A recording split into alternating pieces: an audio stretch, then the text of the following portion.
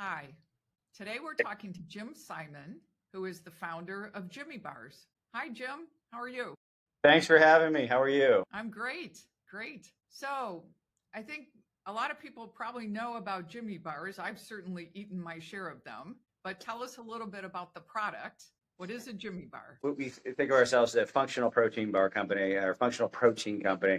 We make protein bars, protein crispies.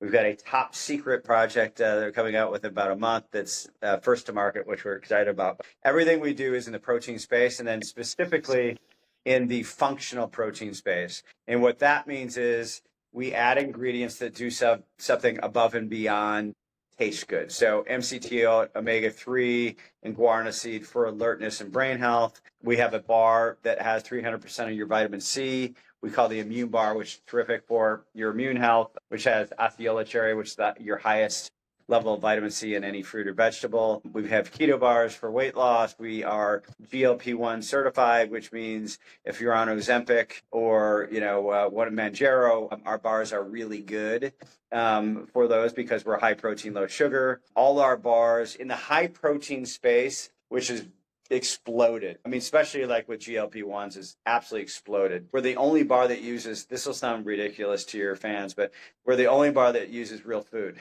So it's like our base is peanut butter. It's peanut butter, dry roasted peanuts, milk protein, etc. So we are on the healthy side of the spectrum when it comes to protein. So, tell me your personal background before JiMMYBAR. So I'm a serial entrepreneur. This is the sixth company I've started or run. I mostly did startups in the technology space, a little bit in the commercial real estate space. I started my first company when I was 25. This is back in the dark years, in the 90s when 25-year-olds didn't really start companies. So I've taken a kind of a atypical approach. When I was in college and I was taking a class on famous directors, it was a movie class, and I was reading Scorsese's, this is like 89, Scorsese's, biography. This is 89, and you can imagine how much he's done since that. I'm like, that's what I want my career to be. Like, I want my career to be project, as opposed to, I worked for Google for 20 years and I retire rich, which would be terrific, but I just wanted to do different things and be in different industries. That's impressive. How did you go from technology to real estate and now into food? What led you to the food business? My first company I owned a paper company in the 90s that I started in San Francisco. I'm from Chicago, and it was printing paper, but it was the kind of paper you'd sell to commercial printers and lithographers that would make wine labels. And that was a good little business. And I got acquired after 3 years, which was great at 28. From there, the company that acquired me, kept me on, built a new company, and then kind of bought me out of that too. But the internet was happening in the 90s, and I'm like, that's where I want to be. So I moved to New York City and got involved with some technology companies, but I ended up running a company called apartmentrenting.com, which was innovative for its time because it was an apartment site specifically for off-campus housing. And so I ran that. We got acquired. And then after our revenue model was going to large apartment owners in college campuses like Madison or Ann Arbor or Syracuse or whatever, and getting them to advertise on our site, right? And so from there, I'm like, wow, that's a really smart business model of owning apartment buildings in college towns because colleges don't go out of business.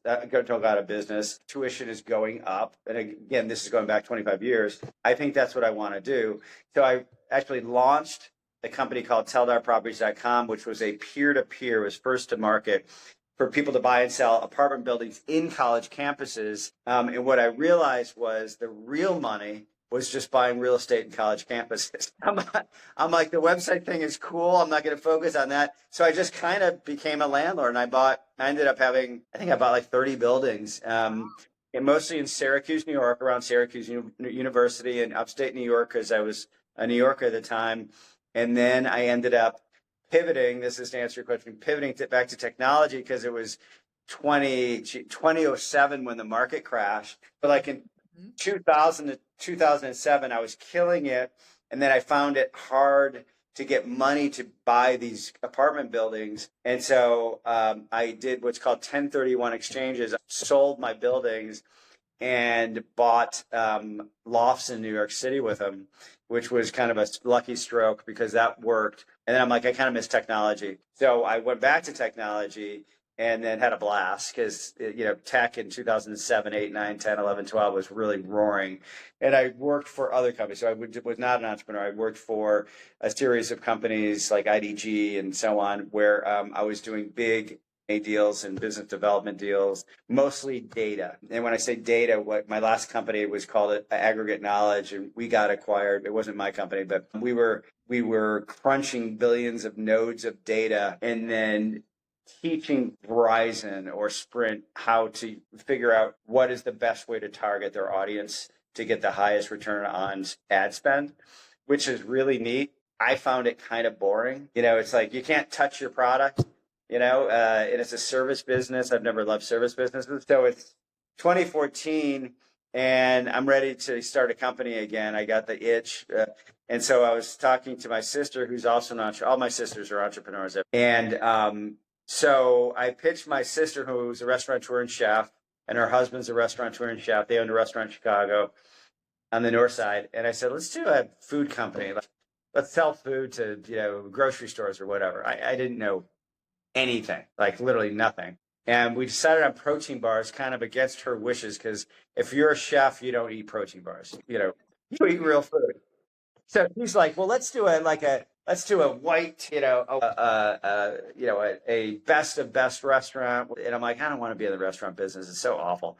And then we're thinking about other things. I said protein bars, because I eat protein bars all the time. People who are on the go and travel, especially like a deal guy like I was, working for technology companies, you're on the go, you eat a protein bar, that's your breakfast, you eat your protein bar, that's your lunch or whatever. And so we decided, let's do protein bars. At the time, 10 years ago, this is 2014, the big thing in natural foods was 5 ingredients or less. So that was the movement, if you remember, like, let's do 5 ingredients or less. And so I said, let's do a 5 ingredients or less bar. We started messing around with it in her test kitchen in the basement of her restaurant. I love dates, so we decided let's make it a date-based bar and kind of winged it. Like we didn't really know what we were doing and didn't know anything about consumer packaged goods. Are you familiar with CPG? Yes. Yep. So it's a rough business. Yes. So I sent out an email to my friends and family. I said, we're going to do this business just for fun. I didn't know it would turn out to be like a success. I was just winging it. What should we call it? And my 8-year-old niece said, call it the Uncle Dummy Bar, because she calls me Uncle Dummy. And I'm like, well, that's kind of funny. I don't know if I want to be known as Uncle Dummy to the world, but it's funny. And then she came back and she's like, just call it the JiMMYBAR. And I'm like, I don't really go by Jimmy. I do now, but then I didn't. And I'm like, F it.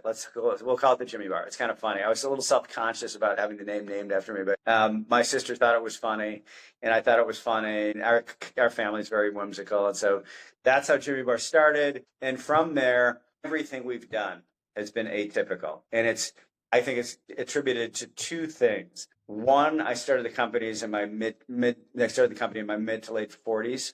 And second of all, I didn't know anything about consumer packaged goods. So for anybody watching this, consumer packaged goods acronym is CPG. It's a very difficult business. It's sort of akin to the music business or entertainment business.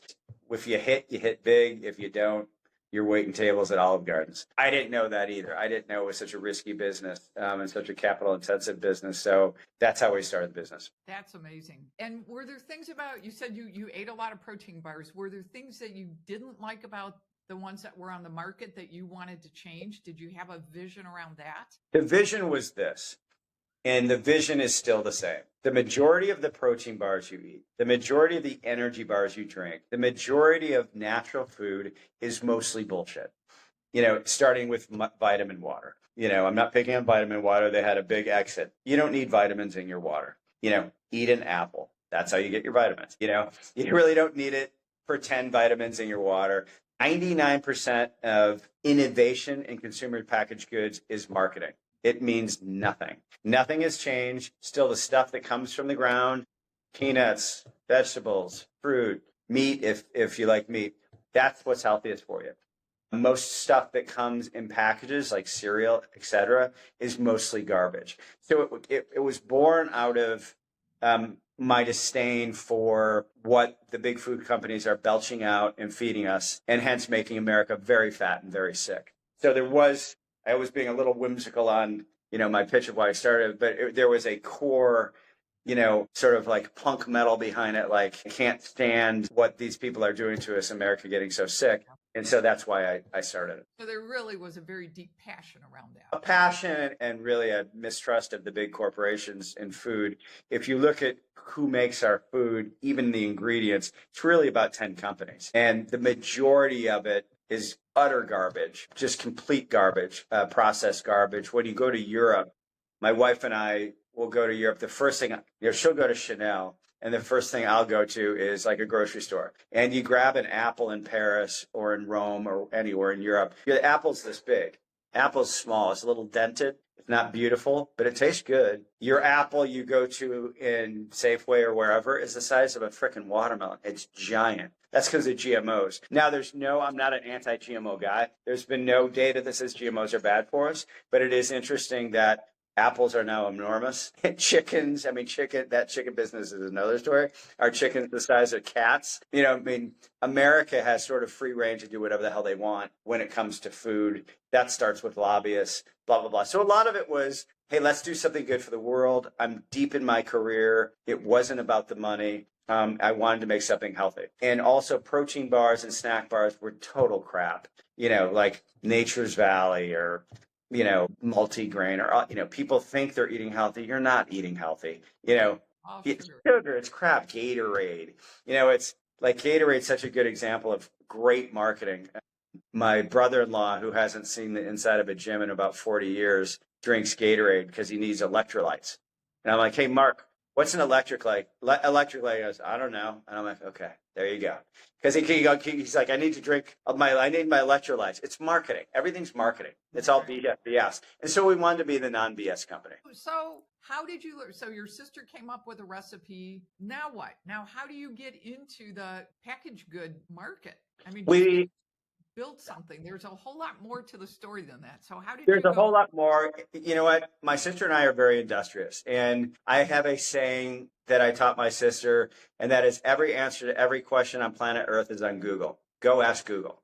And like, how do you get wrappers made? Ask Google. So we figured it out, and we still figure it out. And I would say the reason why the company has been successful is we figure it out. We own our own factory. And when we get crushed with orders and people aren't showing up, our saying is, we'll figure it out.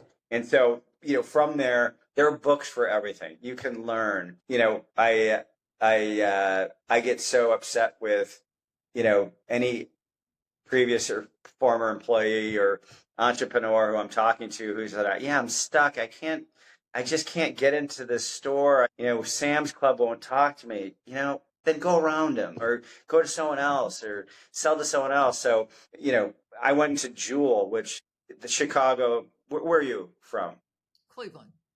Okay. So it's like Mark's in Cleveland, right? Right. So Mark's is your Cleveland store. Jewel is our Chicago. I go into Jewel very naively. I find out who the protein bar buyer is by going on LinkedIn. LinkedIn is what I use for everything. Call him. I'm a sales guy, so I'll find my way in anywhere. Get a meeting. He's like, okay, wrappers are cool. We use Tiffany blue wrappers, which were very different because I like the color. It skews more female. I wanted the bar to skew more female because protein bars at the time were like meathead macho. And I'm like, let's be different. And so he's like, okay, we're going to let you in. It's $30,000 slotting per SKU. And you got to go through KeHE, which is a distributor. And then you got to give us marketing support. I'm like, stop. I don't know what's a SKU, what's marketing support, what's slotting.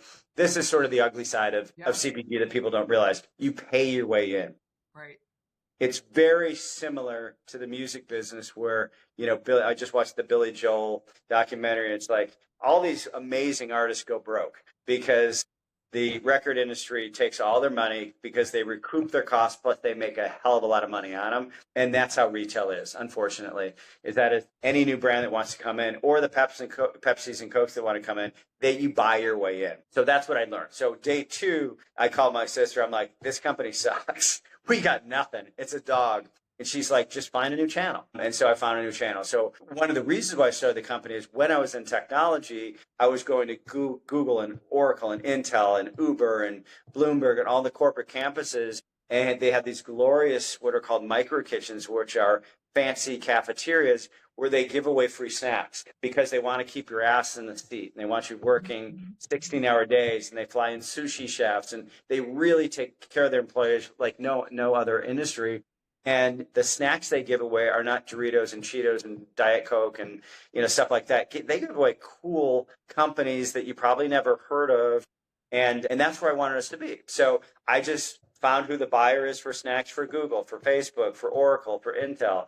But Google's got about 200, 300 micro kitchens around the world. And so we were in a lot of these places, and we ended up building $1 million business by, I think, year 2, profitably, just by going into that one channel, which is micro kitchens. So year 3 comes around, we had been using what's called a co-packer to make our products. Co-packer, to people who don't know listening, it's a company that makes your bar, right, or makes your juice or whatever. Most companies, when you're walking through Whole Foods, do not manufacture what you see. They're just brands. And so that's the direction I wanted to go, because I'm not mechanical, I'm not a chef, and I don't really know how to make food. Whereas my sister, my brother-in-law, my brother-in-law's, from Naples, Italy, is a classically trained chef. He's like, Jimmy, we can make the bars ourselves. He's like, I make ossobuco, I can make a freaking bar. So, year 3, after like our 5th co-packer who screwed us because we're small and screwable, we opened our own co-packer. So we opened a co-packer. We called it Nettie's Kitchen. My sister's name is Nettie, or Net. And so we said, well, let's just control every aspect of our business. Supply chain. We will order the peanuts and the chocolate and the whey protein and all that. We will make it. We'll manage our own employees. It also allowed me freedom to not deal with co-packers and focus on sales. Whereas my sister and my brother-in-law, they run the shop. They ran the co-packer. We started with tiny little space in Elk Grove Village, Illinois, which was 2,000 square feet. And we ended up buying the building 2 years ago, which was 20,000 square feet. So we kept growing and growing and growing. And then during COVID, which was not a great time to be a natural, because people were drinking a lot of alcohol and eating Fritos and Doritos and Cheetos, it wasn't a good time to be in that business. We got very lucky. And my wife, who's behind me, who's a sales rep, she closed a big private label deal with a major retailer who loves our product, but wanted to private label it. And so we thought, since we self-manufacture, why not? Why not be in private label? Private label traditionally has been sort of the ugly cousin to the industry. It was all about branding. But we, again, doing things atypically, thought, why not? As long as it's our product, it's in a different wrapper, I don't care. It's fine with us. And so that's what we did. And that has turned out to be our biggest customer. It's a multi-million-dollar deal. Then we got into more private label. And then, you don't have to look at the inside of my closet. And then we started to we stayed away from grocery.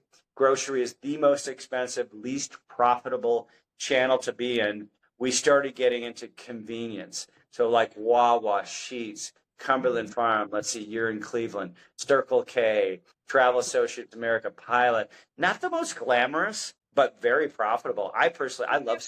When you're on the go and you're hungry, that's where I grab those protein bars. Yeah, exactly. And also, being in my late 40s, starting this business, I don't care where I really don't care where my bars are. I mean, it's like, if I was 25, I'm like, it's got to be in Whole Foods and Sprouts and Costco because that's glamorous.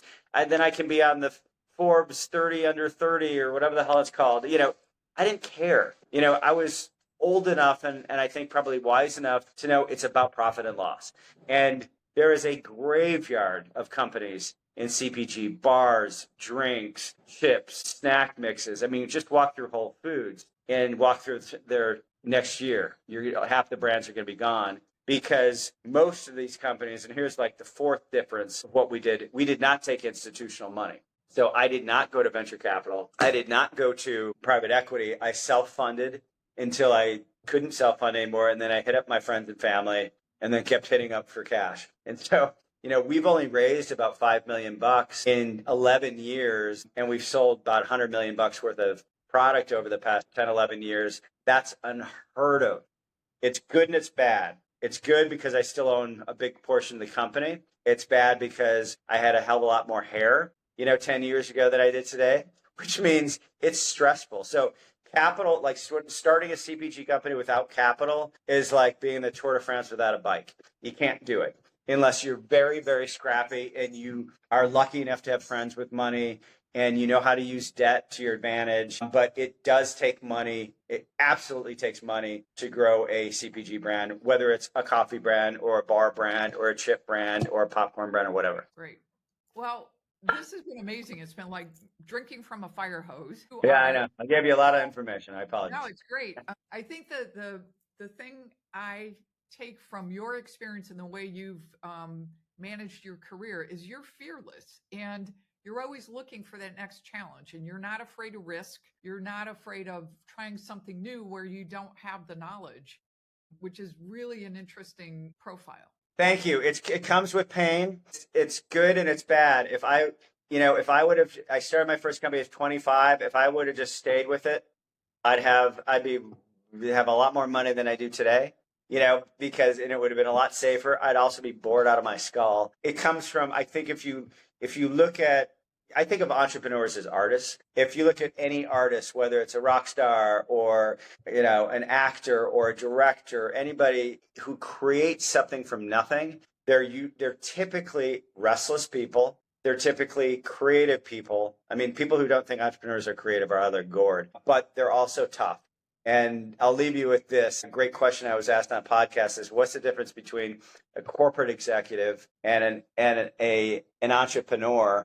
And the difference is a golfer or an MMA fighter. A corporate executive who is a CEO of Procter & Gamble is a very polished guy or gal. Very polished, very smart, went to Harvard, probably did undergrad at Yale, has everything on paper that looks terrific, reads a good spreadsheet, knows how to delegate, very polished, takes a course and is very focused. An entrepreneur is an MMA fighter. We get punched in the face, we fall down, we get up, we get taken down, we get up, we keep getting up.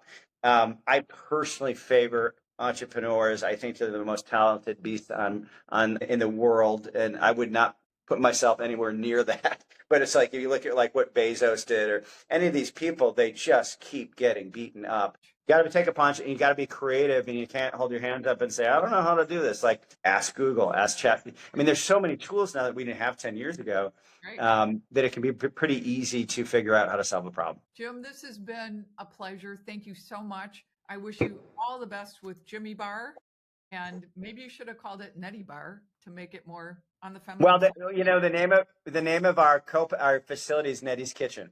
So right, that's what you said, but that's not on the bar. No, well, we are coming out with a line of not very healthy stuff called Nutty Netties. That's great. Thank you so much. Have a great day. Thank you. Bye-bye.